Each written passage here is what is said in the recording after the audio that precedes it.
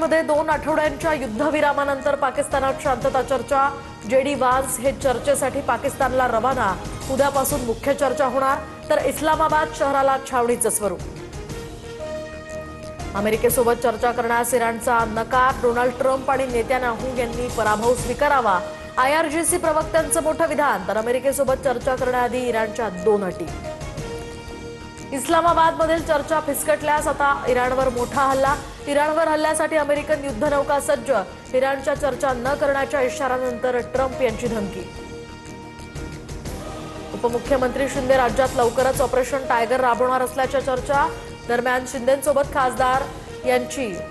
ठाकरेंच्या खासदारांची कथित बैठक झाल्याच्या वृत्तांना खळबळ, तर ठाकरेंच्या खासदारांनी मात्र हे वृत्त फेटाळलं।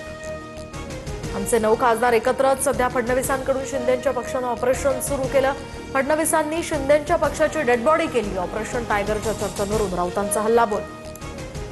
उद्धव ठाकरेंना कधीही सोडून जाणार नाही, मातोश्रीसोबत प्रतारणा करणार नाही। संतापलेल्या अरविंद सावंतांची भर पत्रकार परिषदेत लेखी हमी।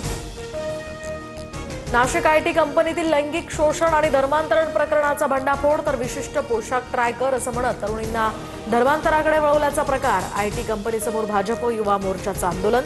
जय श्रीरामच्या ही घोषणा। रुपाली चाकणकरांची बहीण प्रतिभा चाकणकरांना शिर्डी पोलिसांची नोटीस। पुढील 5 दिवसात जबाब नोंदवण्यासाठी हजर राहावे लागणार, तर समता पतसंस्थेच्या खात्यांवरून कोट्यवधींचे व्यवहार झाल्याचाही आरोप। बोंदू खरात नॉमिनी असल्याची माहिती।